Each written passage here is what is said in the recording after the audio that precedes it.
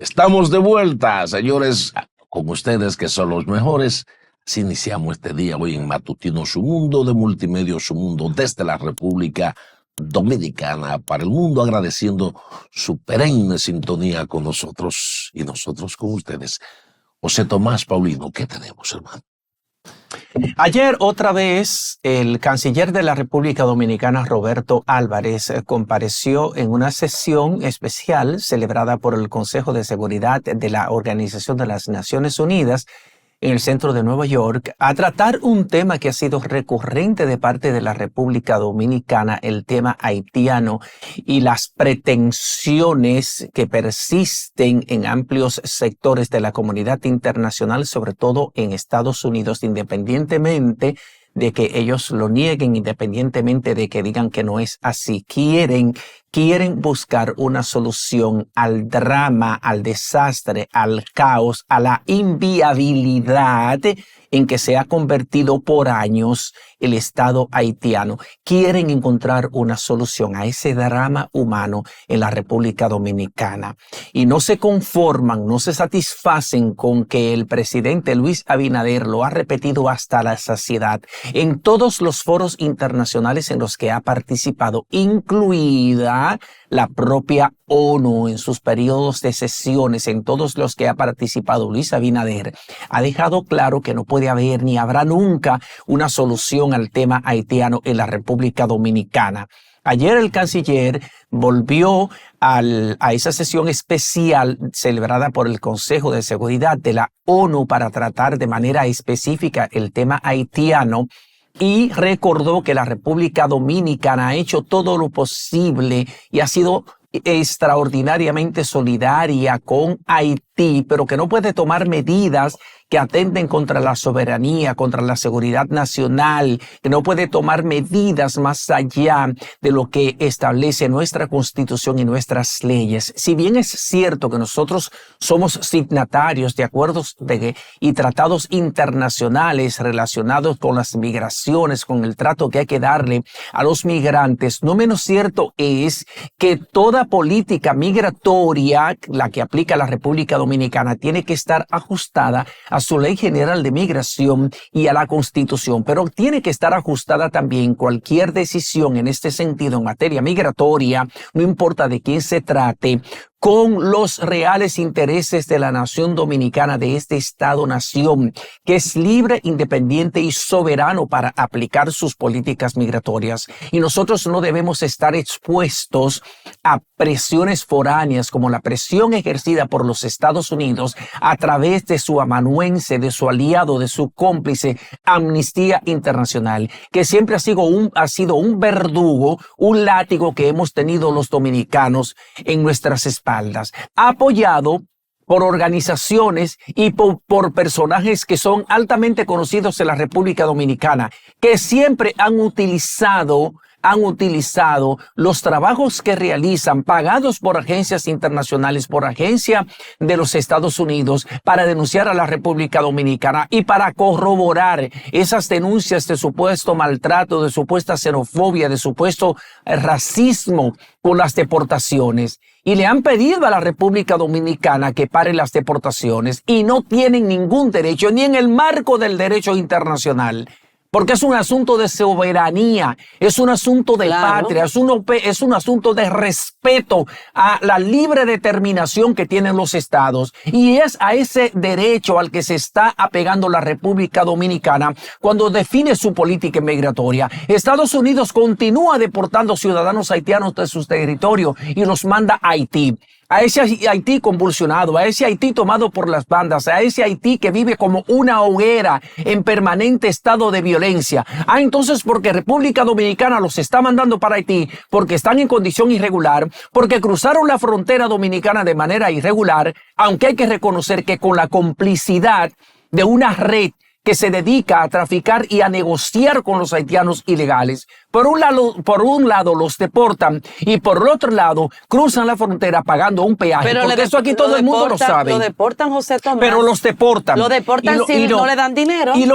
Bueno, pero lo deportan. Y estamos haciendo uso de lo que la Ley General de Migración nos permite como estatuto normativo para aplicar una política migratoria. Y lo estamos haciendo también conforme a la Constitución, que obliga al presidente de la República como jefe del Estado a preservar y a proteger la soberanía nacional, el territorio, la inviolabilidad del territorio y evitar una invasión silente y pacífica, que es lo que tenemos, señores. Ya no es un asunto migratorio lo que tenemos de Haití hacia la República Dominicana. Sí es cierto que hemos cometido muchísimas debilidades y estoy planteando la debilidad de la seguridad en la frontera. Estoy hablando de que hay complicidad en estamentos militares que son los que supuestamente deben salvaguardar la frontera. Pero eso no nos lleva a justificar que los Estados Unidos mantengan una presión permanente contra la República Dominicana para que reciba 3 millones de haitianos. Más de los que tenemos. Eso es una irresponsabilidad del liderazgo norteamericano que no ha sabido como potencia poner su cuota de participación e imponer su liderazgo para que la comunidad internacional vaya a ayudar al empobrecido Haití.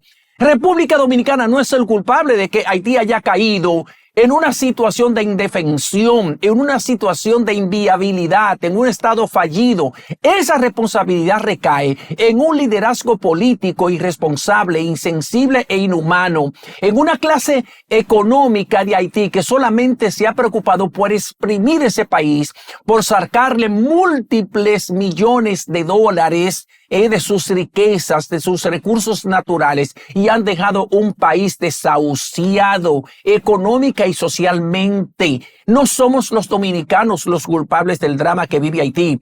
Por vía de consecuencia, no pueden pedirnos a nosotros que hagamos más de lo que hemos hecho. Invertimos una tercera parte del presupuesto de salud para atender a las parturientas haitianas que vienen solamente a parir en territorio dominicano. Un Haití que no ha sido capaz, a través de su historia, después que fue la primera nación en proclamar su independencia en las Américas, que no ha sido capaz de establecer un registro civil para darle una partida de nacimiento a sus ciudadanos, pese a que la Constitución haitiana dice que los haitianos mantienen la ciudadanía, no importa en el país donde nazcan, por el asunto del jus soli y del jus sanguinis. José Tomás. Entonces, son haitianos los que viven aquí en la República Dominicana y no pueden pedirnos jamás a los dominicanos que asumamos el drama haitiano. Aquí tenemos nuestros propios dramas. Lo que pasa es que hemos sabido trabajar para construir un Estado con una economía en permanente crecimiento, fortalecer las instituciones y crear un país sustentado en un sistema democrático de derechos. Eso es lo que hemos logrado. Vamos a ver qué te parece para seguir con el tema. Si vemos este corte del canciller de la República Dominicana, Roberto Álvarez, ante la ONU, hablando sobre este tema y tomando su posición. Vamos a verlo. Las naciones que así lo requieran. Señora Presidenta, República Dominicana ha mantenido la solidaridad con Haití a pesar del sacrificio que esto implica. Ahora bien, no podemos ir más allá de nuestras posibilidades materiales y menos aún adoptar medidas que atenten contra la estabilidad y seguridad de nuestro país. Simplemente no lo permitiremos. Pídalo quien lo pida. Señora Presidenta, hace 2 años no se visualizaba una salida para la situación en Haití, solo oscuridad. Hoy aparece una luz tenue, pero esperanzadora, que indica el inicio de un nuevo sendero. Ojalá que así sea. Muchas gracias. Bueno, señores, esta es la posición de nuestro canciller de la República, Roberto Álvarez, ante la ONU de los Estados Unidos con relación a la solicitud, a la imposición de que República Dominicana debe de acoger 3 millones de nacionales haitianos. Lo cierto es, señores, que miren, aquí históricamente, aquí los gobiernos le han pasado su mano tibia a Estados Unidos. Primero porque es una potencia, segundo somos un país que de una manera u otra intercambiamos algunas cosas.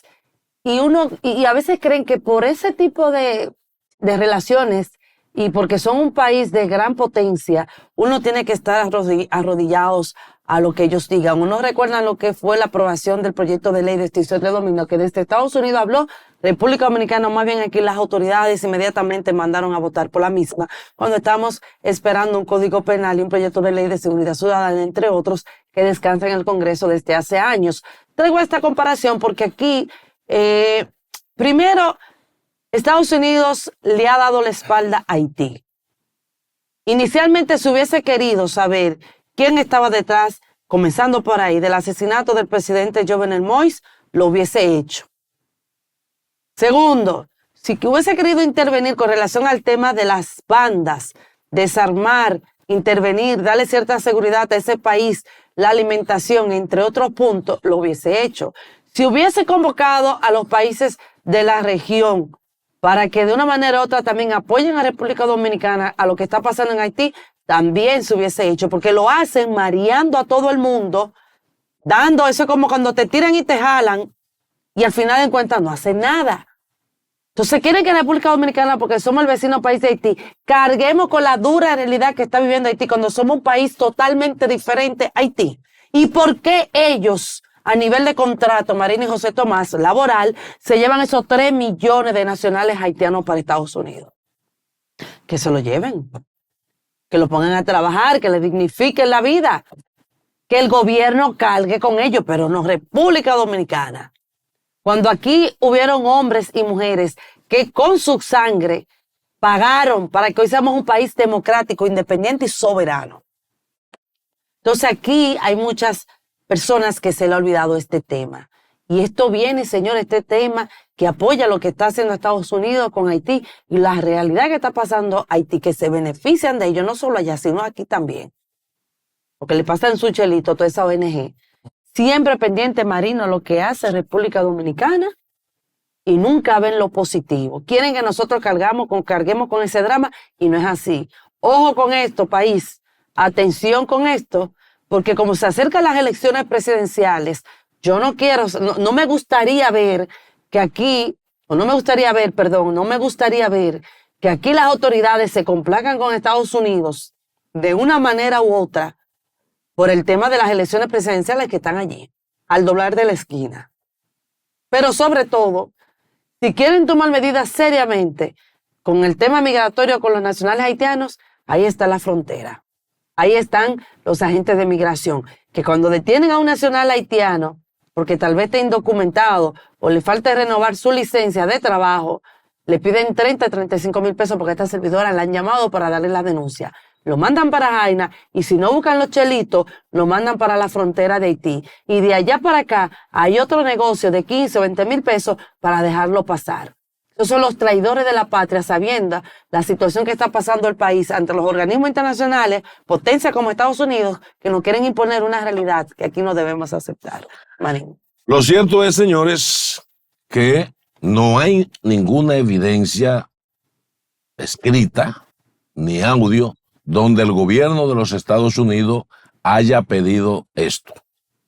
Primero, porque lo ha negado la propia embajada americana, diciendo que ellos no le han pedido al país que reciba a estos refugiados, y el propio presidente Luis Abinader también lo ha negado. Ahora, lo que llama la atención es que el republicano Marco Antonio Rubio de Miami, el senador de la Florida, dice que sí, que hay un plan para eso. ¿A quién le creo? Fíjense que Marco Antonio Rubio es el presidente encargado de inteligencia del Senado de los Estados Unidos. Y si esa información de advertencia al país sale de él, entonces crea dudas de lo que dice la embajada norteamericana, diciendo que no, que ellos en ningún momento han hecho ese pedido. De manera que también podría interpretarse que Marco Antonio Rubio, que es republicano, que está en campaña, dicen algunos, que posiblemente se quiere hacer el gracioso para ganar votos con los dominicanos.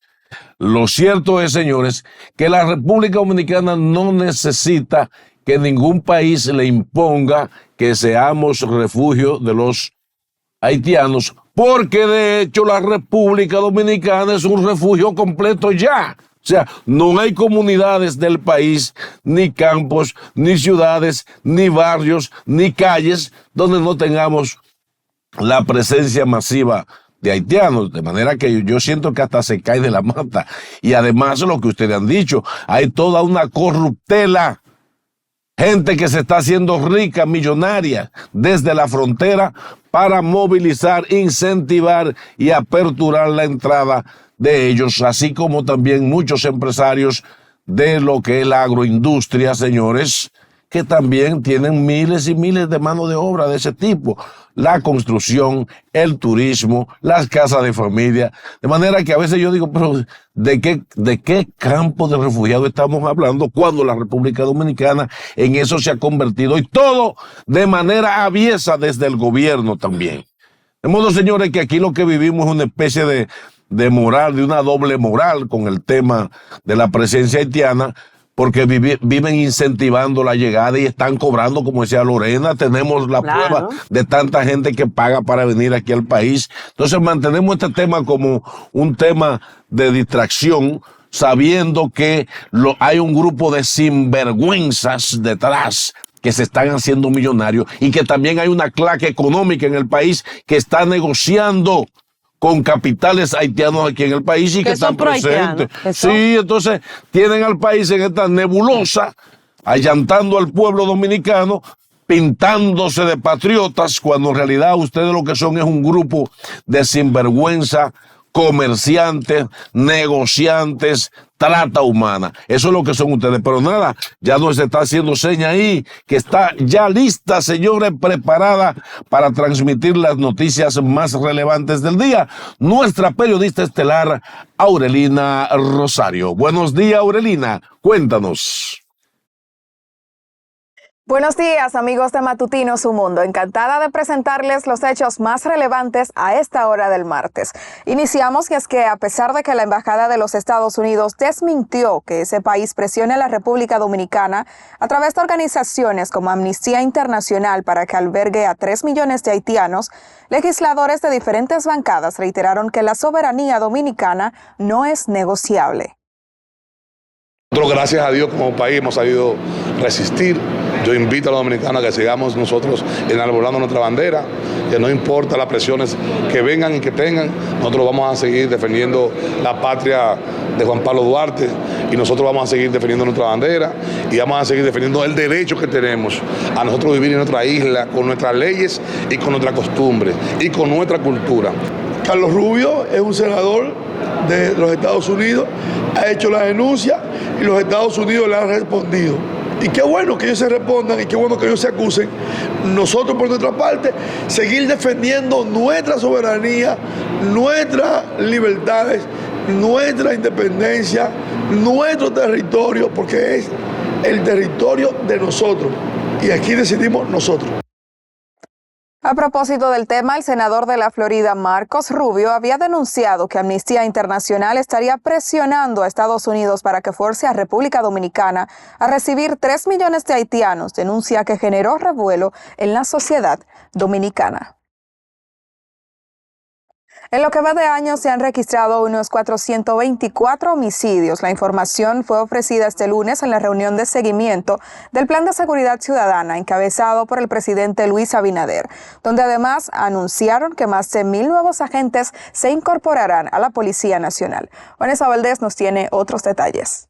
Unión dieron informe sobre la tasa de homicidios que a comparación al 2023 se sitúa por debajo de un 12%, los heridos por debajo de un 4.2%, mientras que los robos se han reducido de manera significativa de un 7.2% según el gobierno. En lo que va de año, la cifra total de homicidios son A la fecha, al día 19, son 424. A la fecha. La institución del orden también informó que unos 1.033 nuevos agentes de la Policía Nacional se incorporarán para el reforzamiento de la seguridad ciudadana. Los procesos de entrenamiento son de unos 7 meses, pero hay que recordar que ya hay otros 1.800. Hay otros 1.000 que están ya en proceso también de entrenamiento. El director de la Policía Nacional se refirió también a la reunión para fortalecer las operaciones en pro de la seguridad ciudadana RD en conjunto con la Armada para mitigar la inseguridad. Son reuniones de trabajo normales de la Fuerza de Tarea que cada cierto tiempo nos sentamos y revisamos qué medidas vamos a tomar para ser más eficientes en el combate al crimen organizado y a la delincuencia.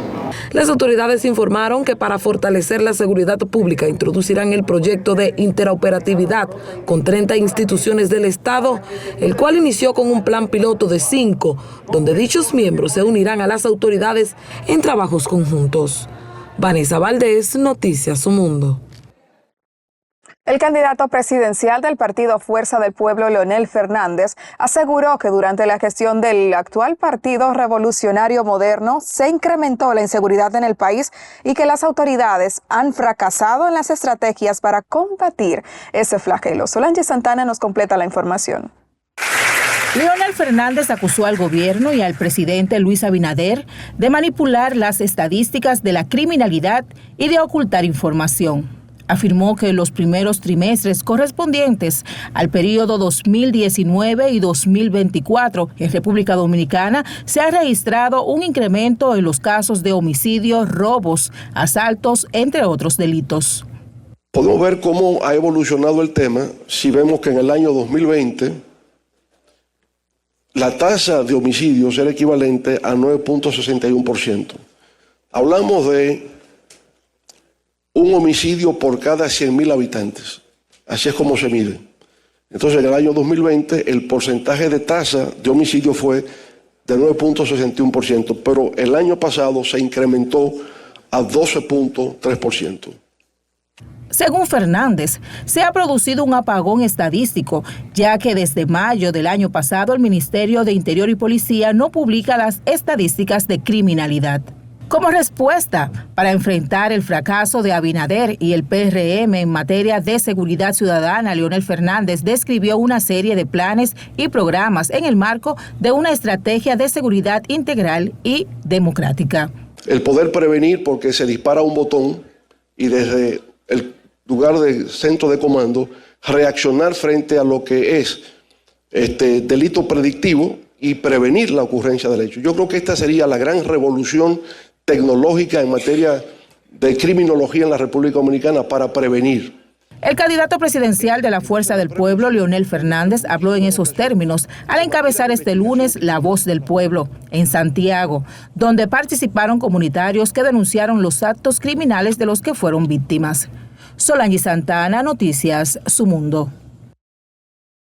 La avalancha de respaldo de dirigentes y funcionarios de distintos partidos al actual presidente Luis Abinader y candidato a la reelección provoca la reacción de distintos sectores en la sociedad, ya que algunos consideran que se debe castigar el transfugismo, mientras el oficialismo lo atribuye a pataleo de la oposición. Esmirna Mateo nos cuenta más. Y todo lo que hemos pasado. El tema del transfugismo genera debates entre los legisladores, tanto de la oposición como del oficialismo. Mientras que la oposición acusa al gobierno de comprar voluntades, los oficialistas aseguran que los opositores solo están juzgando por su condición. Y si un partido y un gobierno se empeña a usar los recursos del Estado para comprar a todos ciudadanos y ciudadanas que tienen miseria en este país, entonces la democracia va en decadencia. Con el desaliento que tiene la oposición, con el desánimo que tiene la oposición, si los actores principales de esos partidos no hacen eso, terminan en cero, terminan perdiendo por forfeit. En torno al transfugismo, el movimiento cívico Participación Ciudadana ha hecho un llamado para que se apliquen sanciones a quienes incurren en esta práctica. Nos falta mecanismos de consecuencia que permitan comenzar a transparentar la vida política, y nos falta que más actores políticos buenos dentro de sus propios partidos, porque en todos los partidos hay gente buena, en todos los partidos hay gente que va a servir, pero esta gente que da la oportunidad de que realmente tengan una posición, de que puedan presentar candidaturas. Sobre el tema, los legisladores oficialistas reaccionaron con cautela debido a que su partido es acusado de utilizar los recursos públicos. El 70% hoy de la población aprueba la gestión del presidente Abinader. En el caso particular de San Cristóbal vamos a sacar 8 de 10 diputados, de 10 candidatos.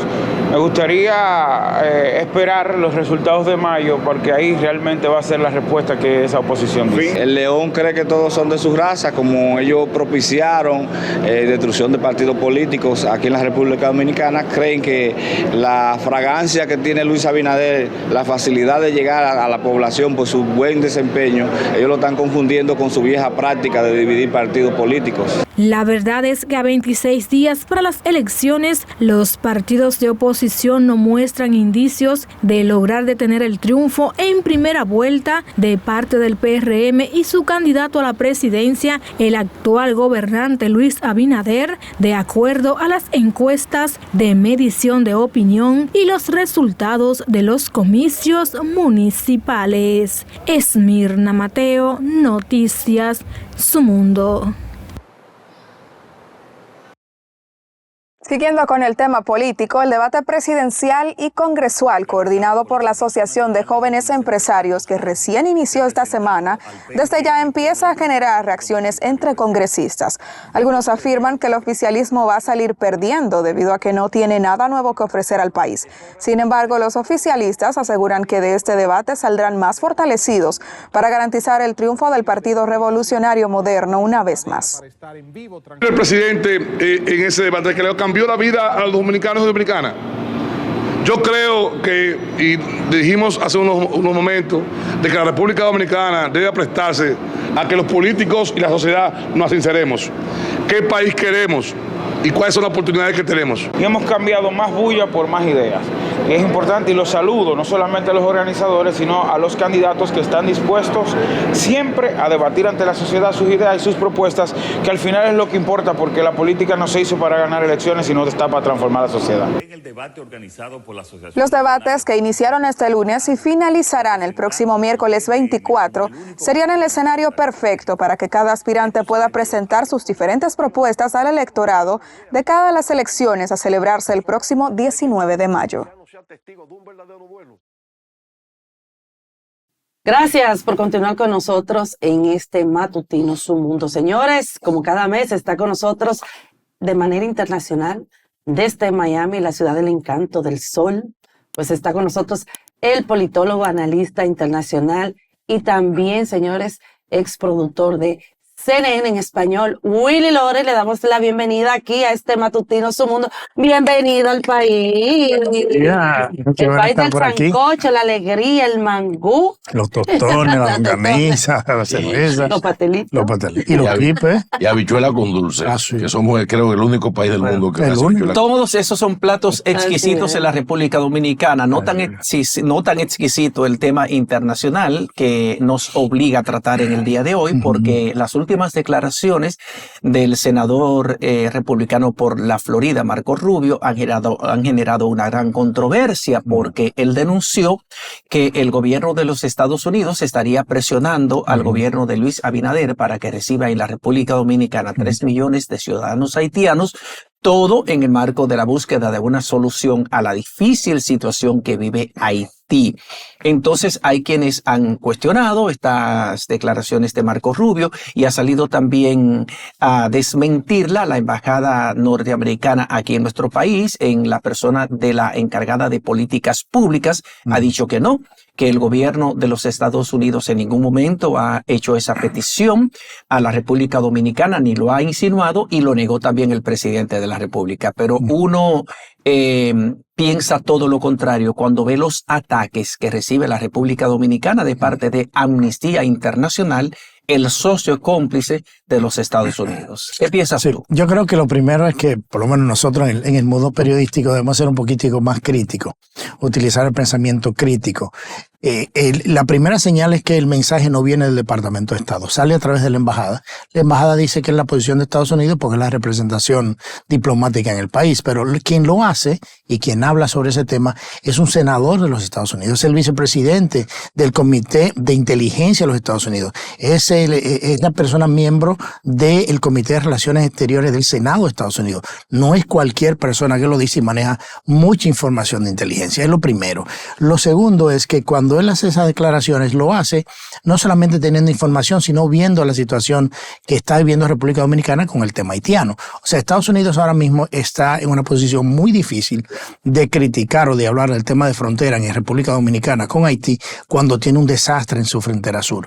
O sea, hemos visto los problemas en Estados Unidos en la frontera. Entonces, ¿qué pasa?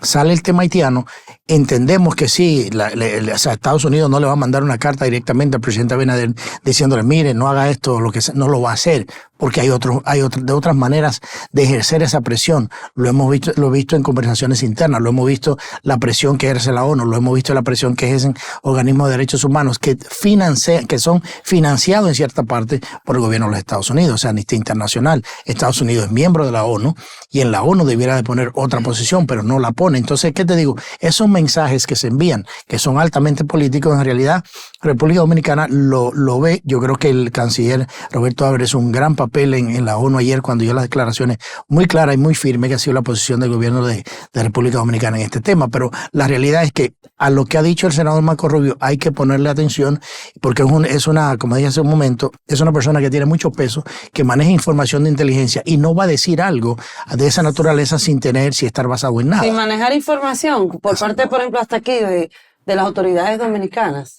O sea, se maneja, tal vez algo de lo que se ha hablado. La información que maneja él por el tema de inteligencia son las conversaciones que nosotros no tenemos acceso. Entonces, ¿qué es lo que nosotros hacemos?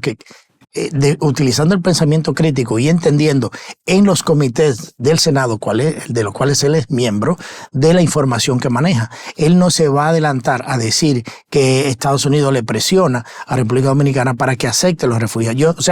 Hemos hablado en otras ocasiones cómo Estados Unidos le ha pedido que no se deporten a los haitianos. Sin embargo, Estados Unidos se viven deportando haitianos casi todos los días. Entonces, no te lo hacen de una manera oficial, pero te lo están haciendo por pedirle a Estados Unidos que no deporte, que le dé refugio a ciertos haitianos, que atienda tantos temas de Haití.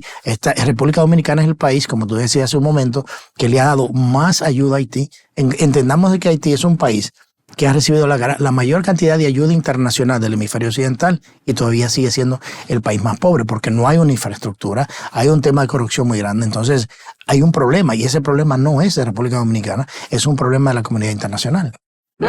Entonces, Willy, la posición de Roberto Álvarez como canciller de la República ante la ONU, ¿qué te pareció? Bueno, la posición de él es la posición del país, es lo que ha dicho el presidente Abinader. Yo creo que fue muy atinado que él diga, o sea, nosotros, República Dominicana no es la solución para Haití, la solución es internacional, la República Dominicana no puede hacerse cargo de ese problema y van a defender su posición. Eso lo dijo claro y es la posición que ha venido el gobierno. Personalmente puede que tenga otra posición, puede que piense diferente, pero él fue ayer a hablar básicamente a la ONU en la posición del presidente Abinader y del gobierno dominicano.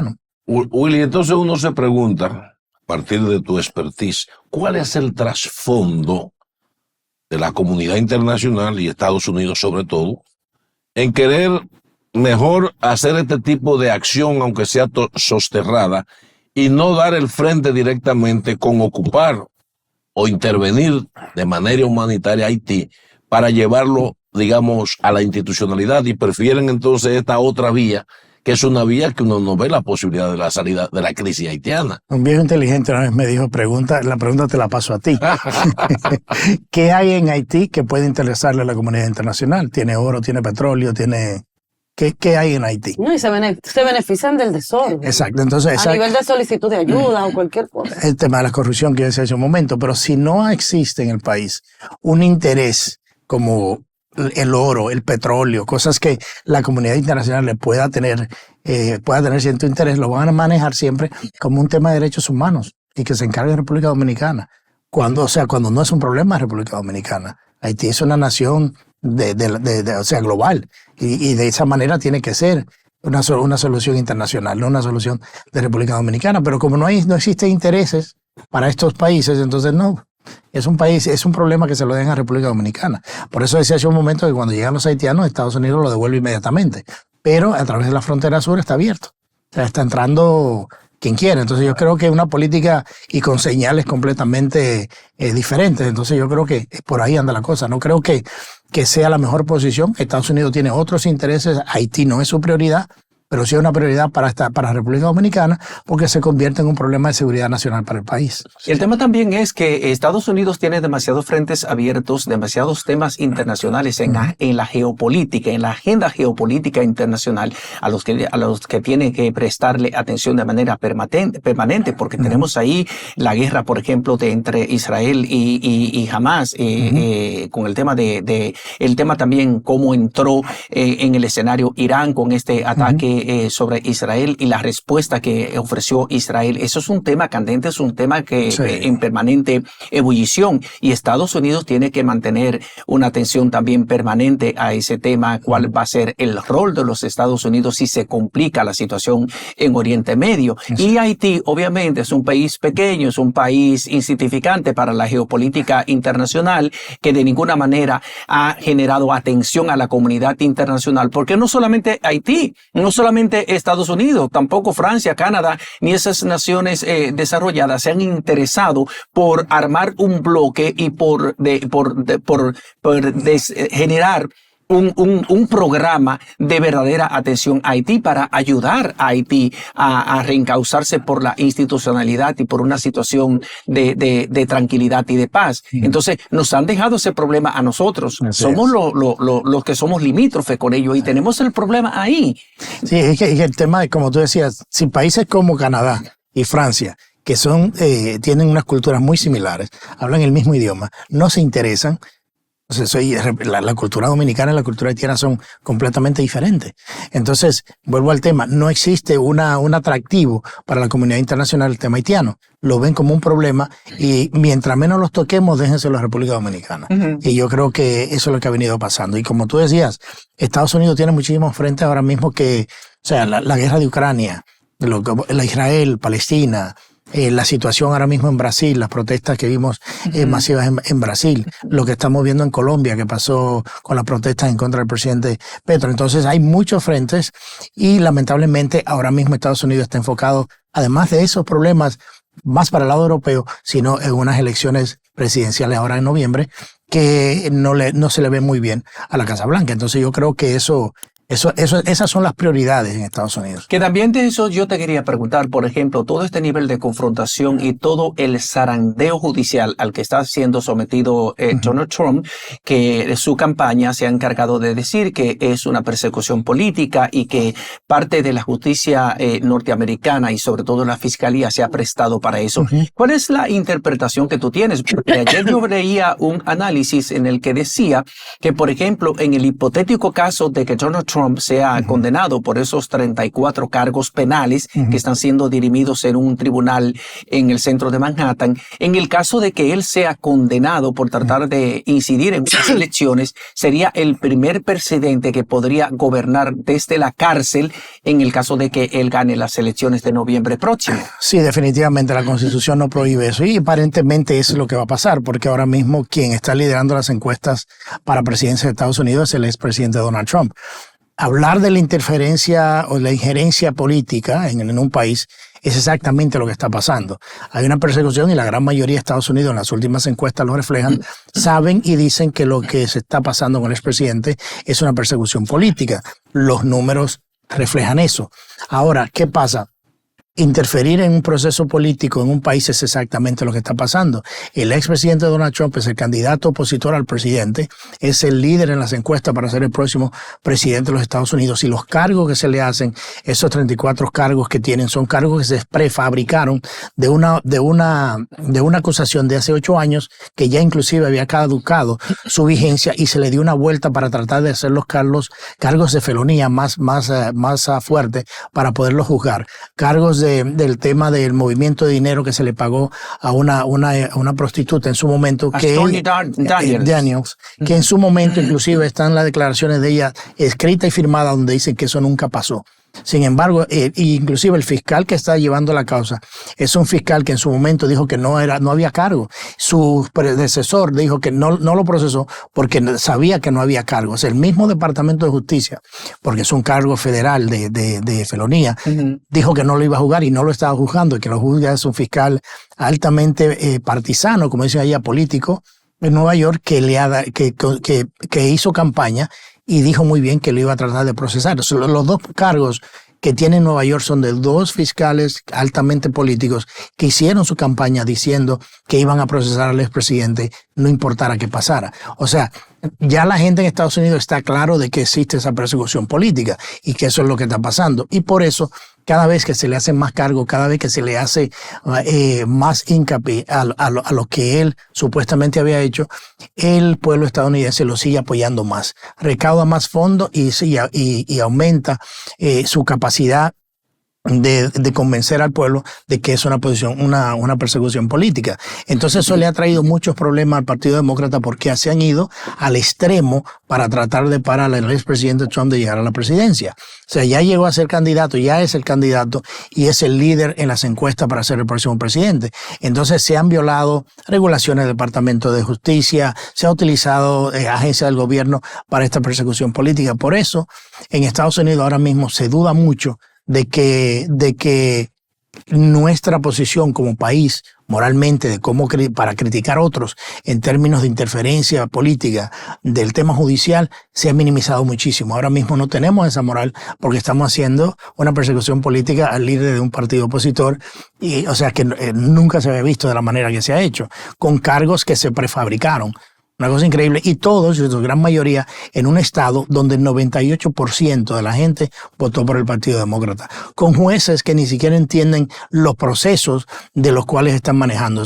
Un juez que le manejó la causa de la supuesta sobrevaluación de propiedades, que no solamente le puso una orden de que no podía hablar absolutamente nada, sino que lo condena cuando la supuesta víctima dice en el juicio que eso no fue así, que al contrario, ellos volverían a hacer negocio con él porque pagó lo que había cogido prestado, lo pagó a tiempo con sus intereses, y el juez por encima de todo eso lo condena, lo encuentra porque no fue un juicio de culpabilidad, sino que lo condena y decir, bueno, no solamente eso, ahora te voy a decir que tienes que pagar una multa de $540 millones, algo nunca visto por un crimen que nunca existió, que cuando lo llevaron a la Corte de Apelaciones le quitó eso y lo bajó a 190 millones, algo así, por algo que todavía se está apelando. Entonces, ¿qué es lo que ha pasado?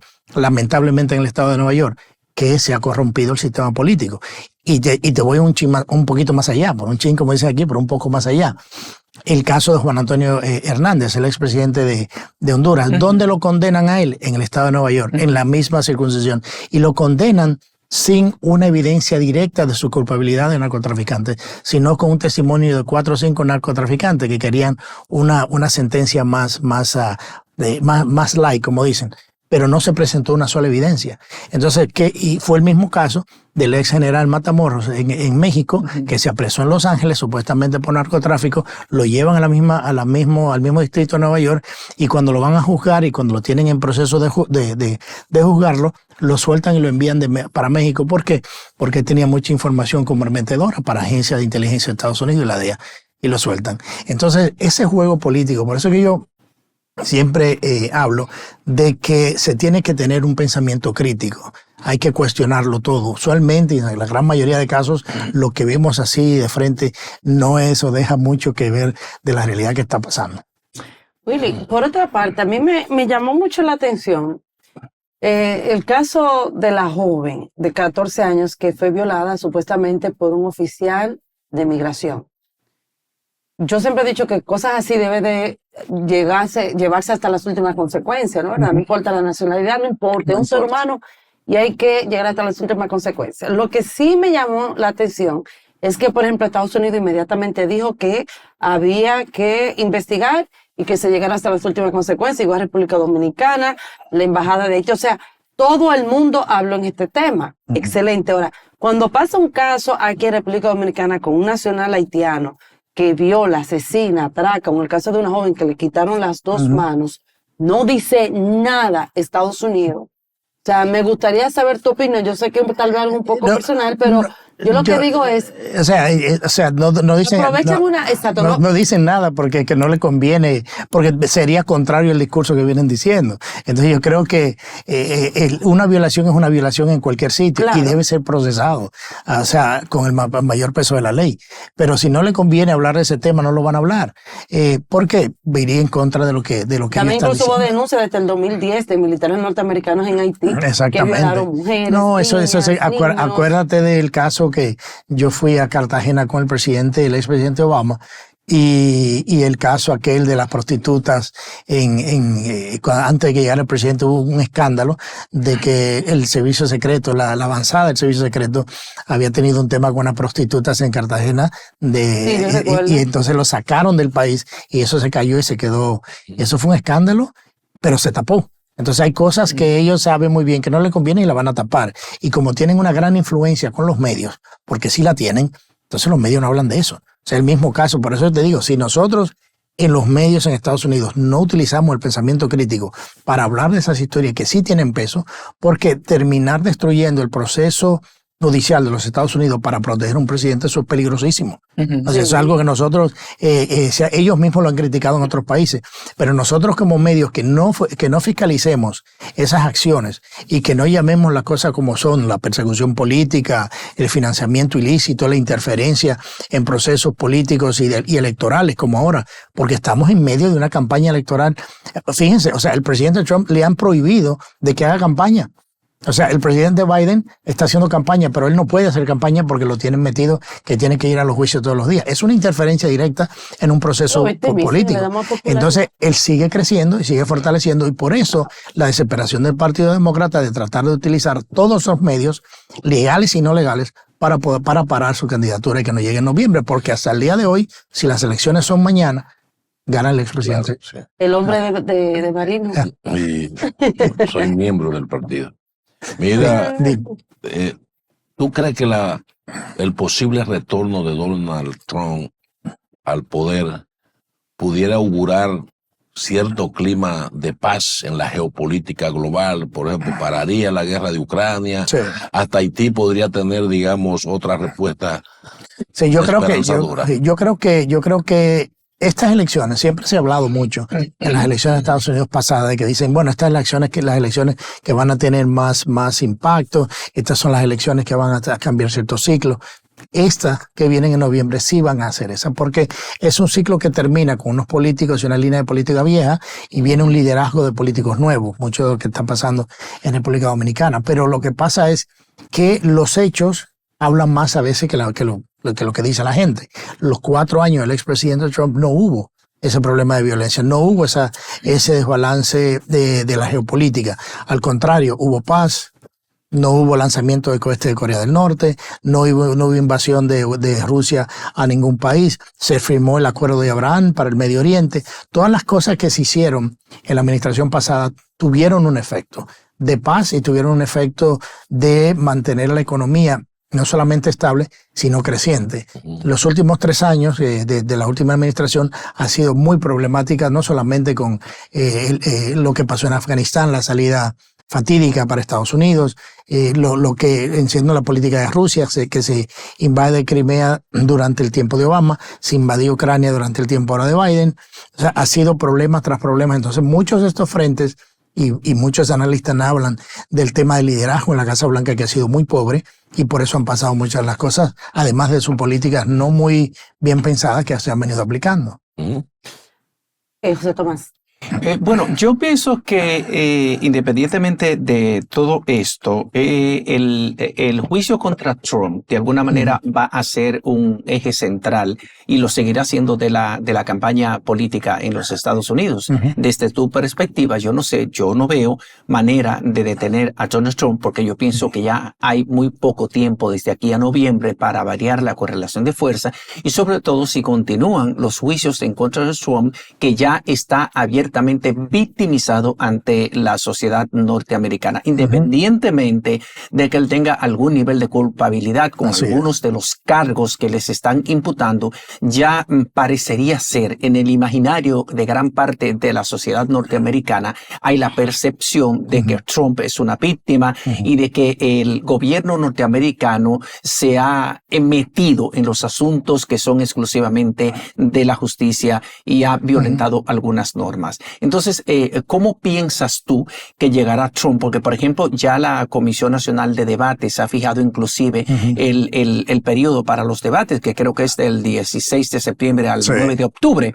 Entonces, en ese debate, por ejemplo, ese debate yo pienso que sería definitorio para aclarar un poco más quién sería el que tiene la cabeza alante en la carrera por la presidencia. Yo creo que todos entendemos de que el presidente Biden no va a debatir. Los asesores del que yo conozco le han dicho claramente que no puede debatir. La persona tiene problemas cognitivos fuertes. O sea, eso no es un secreto para nadie. O sea, sacarlo a debatir con Trump sería un suicidio político para él ya finalmente, porque no tiene la capacidad de debatir con el expresidente Trump, con ningún tema. Y tampoco control emocional, porque él, por ejemplo, se altera mucho cuando Trump logra alterarlo. Sí, entonces él lo que yo entiendo es que la recomendación es que no debata, pero al mismo tiempo se le va a hacer muy difícil a él, siendo presidente de los Estados Unidos, decir yo no voy a debatir. Pero detrás de él diciéndole, tú no puedes debatir ni con tu hermano. Se no puede. Entonces, eso va a ser, vamos a verlo cuando lleguemos ahí, porque inclusive todavía hay dudas de que sea la persona que termine siendo el candidato después de las convenciones en el verano.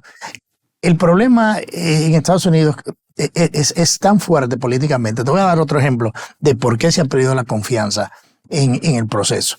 Cuando se le está haciendo el juicio, el famoso juicio de los papeles de los documentos clasificados al expresidente Trump, el FBI se ocupó de sacar documentos, tomarle fotos en el piso y regarla por todos los medios de carátulas que decían clasificados para crear una narrativa del problema.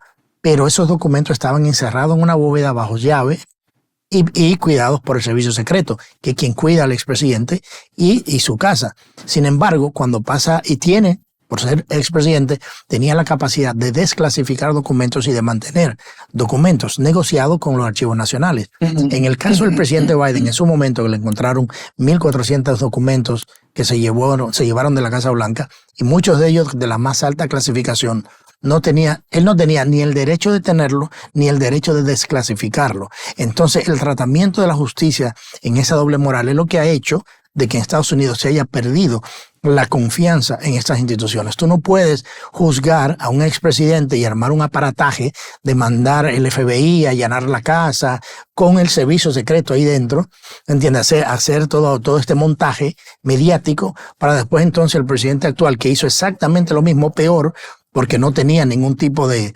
derecho ni de tener documentos ni de guardarlo, y mucho menos de decir el contenido de esos documentos a la persona que le escribió su libro, que no tenía la clasificación para escuchar esa información y que no se procese. Porque él era vicepresidente. Él era vicepresidente y era senador. Entonces, en el Senado de Estados Unidos hay un lugar que se llama el SCIF, que es una habitación completamente sellada, donde tú vas a ver documentos de la más alta clasificación y no te lo puedes llevar. Llega una persona autorizada, te muestra el documento, tú lo lees y ahí mismo el documento se queda o se va con esta persona. En él encontraron documentos que fueron ahí. Entonces tú tienes que preguntar cómo llega él a tener posesión de esos documentos cuando ni siquiera tenía la capacidad de clasificarlo y mucho menos de retenerlo. Pero sin embargo no se le juzga. Entonces, ese es el tema en Estados Unidos, el por cual la gente dejó de creer en el Departamento de Justicia y ha visto todo esto como una persecución política en el cual solamente hay una víctima, que ahora al hacerlo víctima se convierte en la persona que la gente le ve la esperanza en cambiar todo lo que hemos visto en los últimos 3 años. O sea, las fronteras abiertas, el tema migratorio, este tema de la justicia que es completamente parcializada. O sea, todas esas cosas y el alto costo de vida que la gente ha venido sufriendo, la gente lo está rechazando.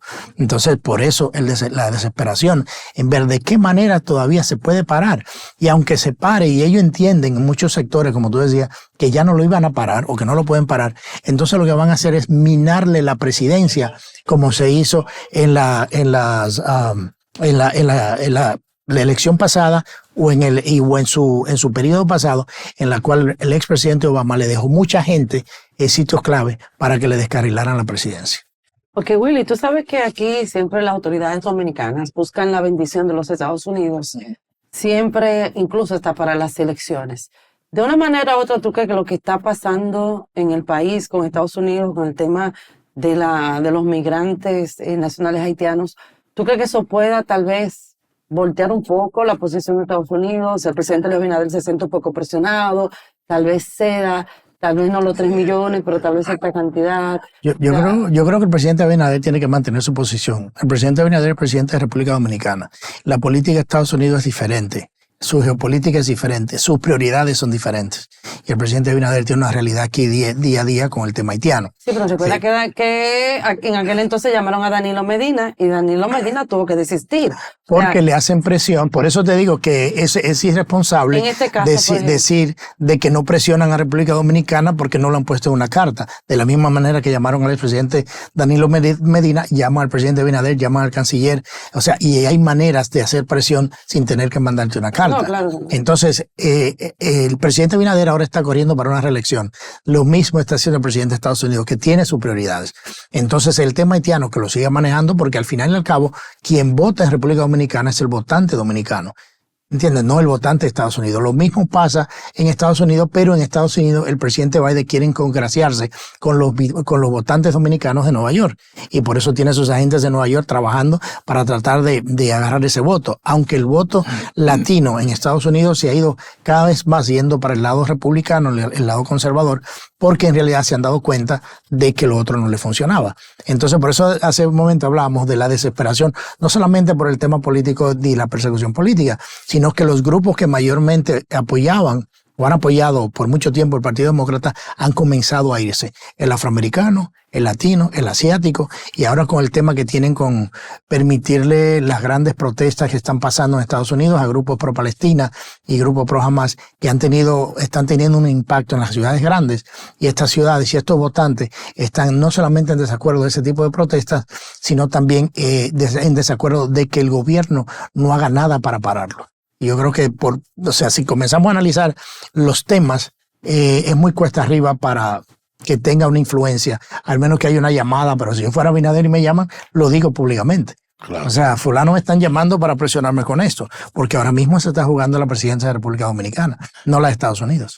Y en ese sentido, por ahí mismo que va mi pregunta, ¿qué tan decisivo es el voto latino? Y también el dominicano como una minoría creciente en República Dominicana, y ese paso hacia el partido republicano, que antes había como un veto y la gente no quería, pero tú has ido explicando eso. Sí, yo creo que como decía, las condiciones están ahora de que el voto latino ha despertado y se ha dado cuenta mucho de lo que se venía hablando y se le venía vendiendo, que no era cierto, y las condiciones de vida son peor que hace 4 años. Yo creo que eso se refleja en esa partida de estos votantes latinos hacia el Partido Republicano. O sea, que creo que hasta un 20% más de lo que votaron en las elecciones pasadas.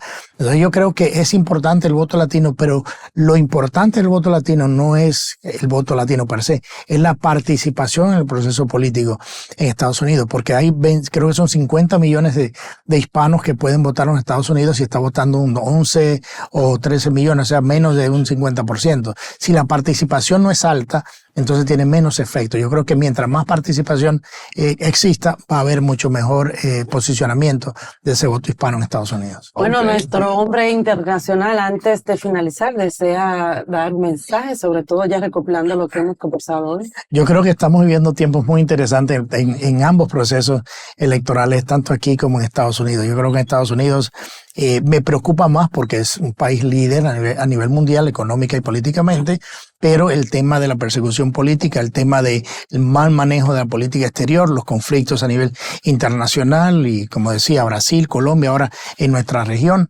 no lo dejan parado muy bien. Entonces yo creo que hay una preocupación por ese lado. Y aquí, o sea, las elecciones siempre son un fortalecimiento democrático de un proceso y esperamos que así sea. Bueno, gracias, como Willy es tan sabio al final, porque es que yo me quedó una inquietud cuando él dijo que no está seguro si Biden sería al final el candidato presidencial demócrata después de las últimas convenciones. Después del verano. Entonces, ¿cuál figura hay en el Partido Demócrata? Porque yo veo como una crisis de liderazgo en los dos partidos, en los dos. Sería. En los dos. Mira, el tema de la vicepresidenta es casi imposible porque es que una de las mujeres que tiene menos aprobación en el país, políticamente. Un rechazo tremendo. Por todo lo que ha arrastrado. Porque no ha hecho nada. Claro. Entonces, es simple, o sea, ha fracasado en todo lo que se le ha puesto. Pero no solamente por eso. El otro lado de eso es que si por alguna discapacidad el presidente Biden no llega, no puede terminar, le toca a ella por ley terminar hasta noviembre. Pero eso no quiere decir que sea la candidata para noviembre, porque vendría un proceso en el que vienen los Gavin Newsom, el gobernador de California, hay otros más que están por ahí del mismo Partido Demócrata, que entonces se postularían para la convención en el verano, para entonces liderar ese ticket para noviembre. Entonces esa es la diferencia. Kamala Harris es muy corto, pero es posible, porque es que la realidad es que cada día vemos más el deterioro del presidente actual. Físico, mental y emocional. Así que Willy, gracias por haber estado con nosotros, un placer. Y tenemos que tenerte nuevamente por aquí. El próximo mes, o sea, No. Antes de usted se tiene que pasar por aquí. Bueno, pasamos por aquí antes de irnos. Y agradecer la visita que tenemos en el día de hoy, señores. Este es un programa especialísimo. Gracias. Nuestro presidente aquí con nosotros. Señores, vamos a la pausa, retornamos en breve. Vamos a hablar de interesantes temas ahora detrás de la pausa. Le sacamos el jugo a Willy. Quédense con nosotros.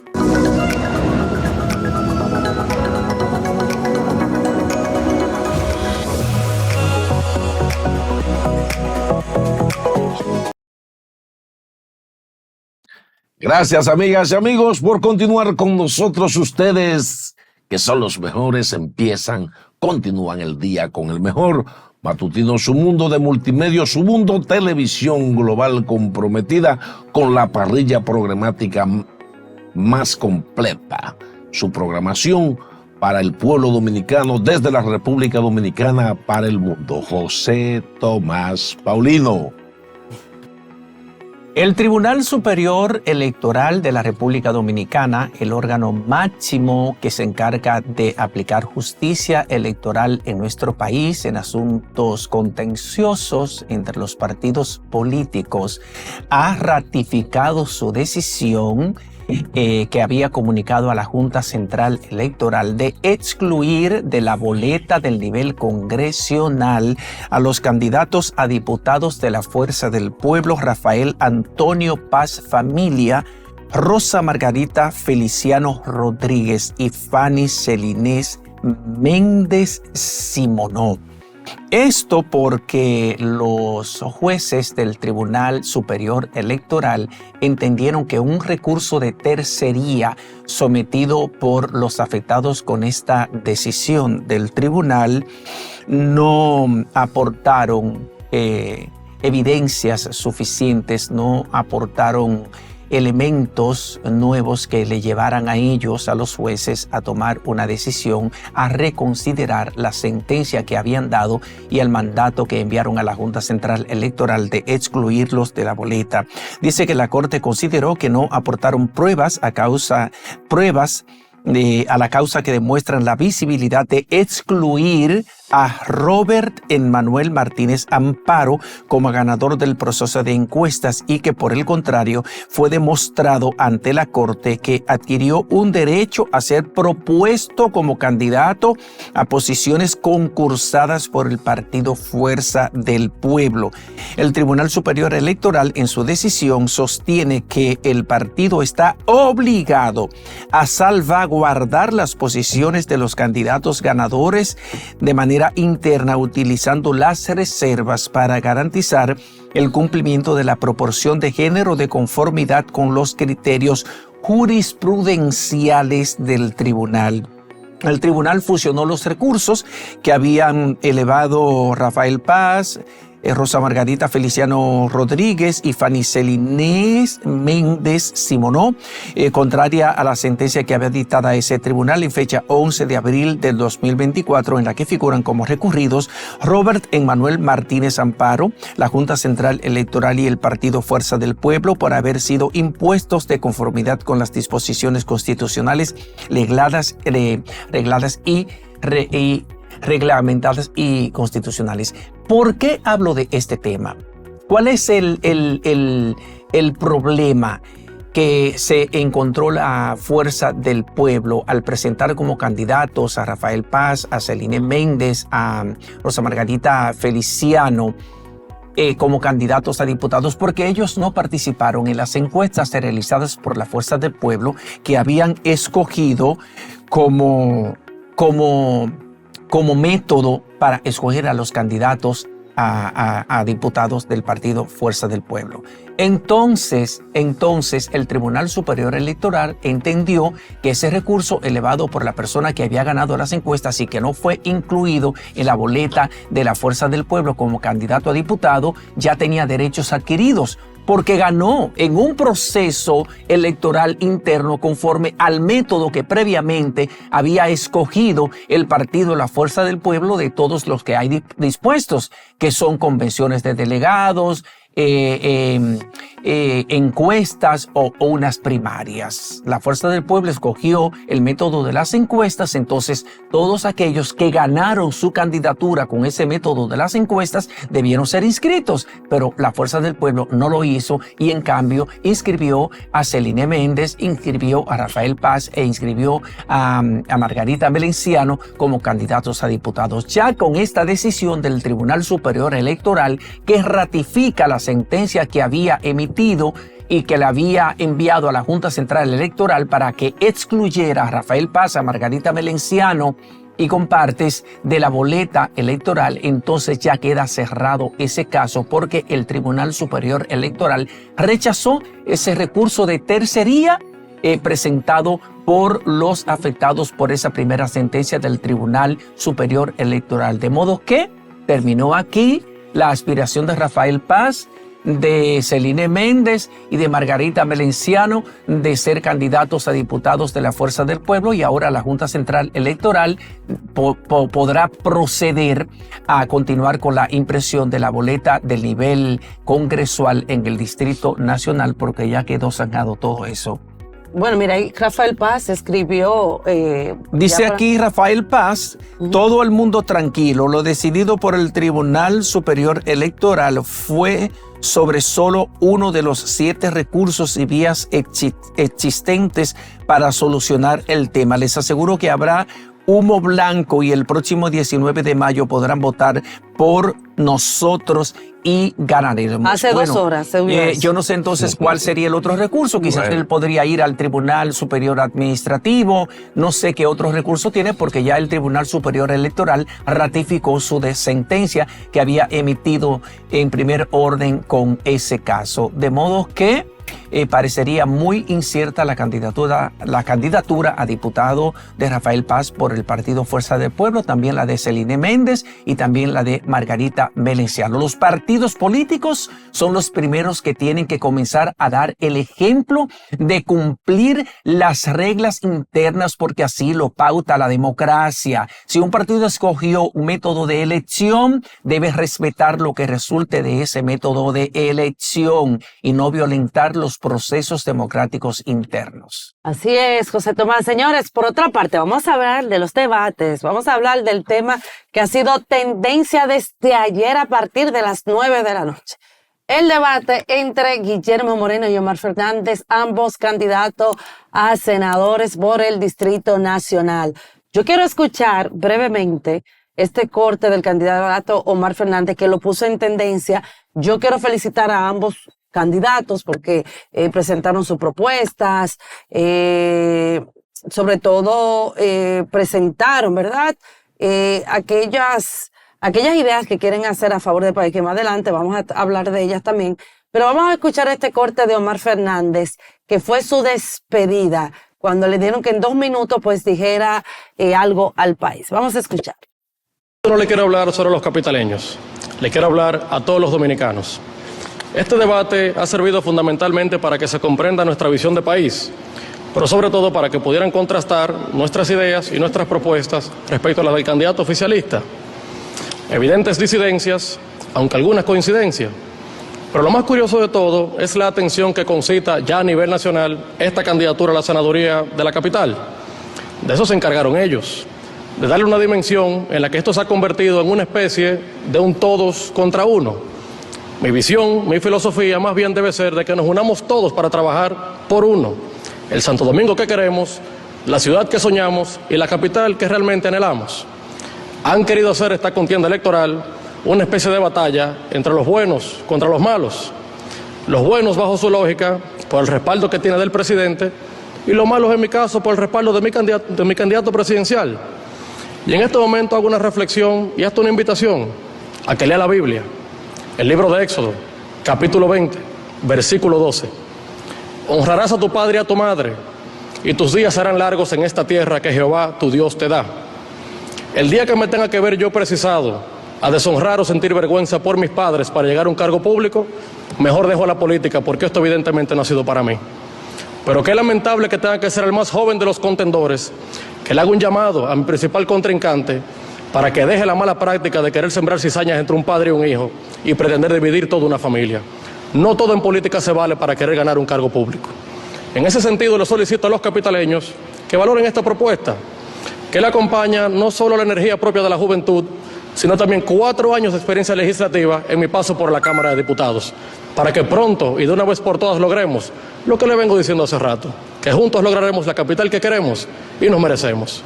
Muchas gracias, buenas noches y que Dios le bendiga a todos. Bueno, señores, allí vimos esa respuesta de despedida por parte de Omar Fernández y sobre todo el llamado que le hace a Guillermo Moreno. Yo lo que creo es que después de este debate y de estas palabras de Omar, hay un antes y un después. Todos sabemos que Omar Fernández es un joven brillante con un buen accionar, que ha tratado de hacer política humilde, de llevar propuestas también a favor del país. Ha presentado la misma hace 4 años como diputado en el Congreso. Y cuando yo digo que hay un antes y un después, es que realmente cada día él se afianza más como una figura a nivel político juvenil.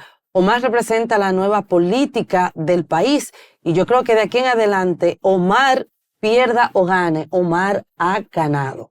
Ha ganado posición, ha ganado madurez, ha ganado sobre todo el cariño y el respeto de los dominicanos, de los jóvenes, de los no más jóvenes, incluso hasta de la oposición. Ayer vimos, por ejemplo, en el debate sus propuestas muy interesantes. Sobre todo, él hablaba de él. Nunca usó a su padre, a diferencia de Guillermo Moreno, que Guillermo Moreno presentó su propuesta, pero respaldándose del presidente Luis Abinader, que a final en cuenta, señores, yo de verdad no sé ni qué decir. Cuando usted ve un candidato que en el 2020 le hacía oposición al gobierno diciéndole que era un narcopartido, que hay que investigar de dónde salen los fondos del presidente Luis Abinader, que dónde están los recursos del presidente Luis Abinader a nivel internacional, entre otras cosas, y usted decir que el presidente después, 4 años después, Luis Abinader, está haciendo un país, un gobierno sin corrupción institucional, etcétera, etcétera, etcétera. O sea, uno dice, pero caramba, o sea, lo que él antes llevaba como tema de oposición, ahora usted lo defiende, comenzando por allí. Pero lo más triste es ver un hombre como Guillermo Moreno, con tantos años en la política dominicana, queriendo hacerle daño a Omar Fernández, su principal candidato opositor, con su padre, el doctor Leonel Fernández, que yo digo que por más luces y sombras que haya tenido el doctor Leonel Fernández su gobierno, Omar Fernández no tiene que pagar por eso. Los hijos son siempre diferentes a sus padres. Y usted querer traer contienda entre un padre y un hijo, que por qué Omar no sale con su padre, si es que le da vergüenza que su padre le levante la mano, deja mucho que decir, y más un hombre que es padre, tiene nietos y es un hombre de familia, como él se ha querido vender. Porque él se ha querido vender como un hombre de familia, que la moral, incorruptible, pero estamos viendo todo lo contrario, porque está usando todas las armas, tocando incluso la familia, que es un área sensible en cada ser humano, para poder obtener un cargo y no obtenerlo por su talento, sus posiciones, que por cierto sale cada 4 años. Así que para mí el gran ganador de anoche ha sido Omar. Insisto, en política no se pierde. Y si Omar no gana la senaduría, que no creo que vaya a ser así, que para mí Omar Fernández va a ganar la senaduría del Distrito Nacional. Omar ha ganado, insisto, posición, ha ganado el cariño del pueblo dominicano, ha madurado. O sea, el mismo gobierno, Marina y José Tomás, el mismo gobierno es que ha elevado a Omar Fernández, es que lo ha posicionado. A nivel político, sí, el mismo gobierno es que lo ha hecho. Y da pena que toda una maquinaria esté en contra de este muchacho. ¿Pero por qué? ¿Pero por qué? Porque estamos aquí participando abiertamente y yo creo que debemos de tener un congreso diverso. Pero parece que Omar, Marino y José Tomás, le da calambre a las autoridades del gobierno, sobre todo al presidente Luis Abinader, quien está detrás, señores, de la campaña de Guillermo Gobierno. Para nadie es un secreto a voces, que lo ha asumido y parece que eres el candidato a la senaduría. De verdad, yo estoy sorprendida en este sentido con el presidente Luis Abinader, porque yo entiendo que aquel Congreso merece tener una representación de todos y darle la oportunidad a aquellos jóvenes que sí realmente pueden ser política buena, clara, transparente. Y quiero felicitar a Omar, porque de verdad hoy nace, o ayer nació, un antes y un después en Omar Fernández. Omar representa la nueva política y el futuro liderazgo en este país, en este aspecto. Así es, Lorena. En ese mismo sentido, Lorena, ayer para mí fue penoso y al mismo tiempo sentí satisfacción mientras veía este debate entre esas dos figuras. Sentí pena cuando vi que Guillermo Moreno, en vez de, por lo menos en su introito, saludar y agradecer a la ANGE por este evento, su nivel de lisonja ha sido tan grande que se concentró en hablar del presidente Luis Abinader y del cambio que supone la llegada de este hombre honorable y el gobierno transparentes que representa Luis Abinader, olvidándose de eso que tú decías, de todas las críticas que ha hecho contra él. Se comportó Guillermo Moreno ayer como un gallo manilo viejo y obsoleto frente a un pollo de calidad que le demostró coherencia, le demostró la sapiencia de un joven bien formado, bien preparado y que no se dejó provocar por el gallo manilo que representa a Guillermo Moreno, que también a partir de ahora ya el pueblo le ha cambiado el nombre, le llaman la mochila, porque se ha basado todo su discurso en lisonja hacia el presidente, en lamer la suela del zapato presidencial para que lo sigan llevando al hombro. Pero Guillermo Moreno es una mochila difícil de vender porque esas bases del PRM y el pueblo dominicano ha visto en él a un oportunista que ha vendido su discurso al que acostumbró a este país y que el pueblo se ha dado cuenta que era un farsante. Su discurso quedó corto frente a este joven lumbrera que es Omar Fernández, y al final, señores, quiso provocarlo y tampoco lo logró. Y el cierre de Guillermo Moreno al final tampoco es el cierre que esperábamos. Volvió otra vez a la lisonja al presidente y al gobierno de Luis Abinader, lamiendo de nuevo el zapato presidencial porque sus argumentos no le eran suficientes para, como en su condición de gallo manilo viejo y acabado, desplumado, enfrentar a un pollo de calidad nuevo y bien entrenado como Omar Fernández. Y ahí definitivamente el pueblo dominicano, que es el juez de valla, descalificó con el primer y segundo espuelazo que le dio el joven Omar Fernández a este candidato desfasado, malagradecido y lambiscón. Bueno, ya solamente faltan 26 días para la toma de esa decisión. Yo te voy a hacer una cosa para que ustedes me aclaren, porque como que yo no entendí algo que dijo Marino. ¿Qué es gallo manilo? Un gallo fuerte, frondoso, con mucha masa, y el gallo de calidad es un gallo más finito, especializado para las peleas. Ok. Fino para las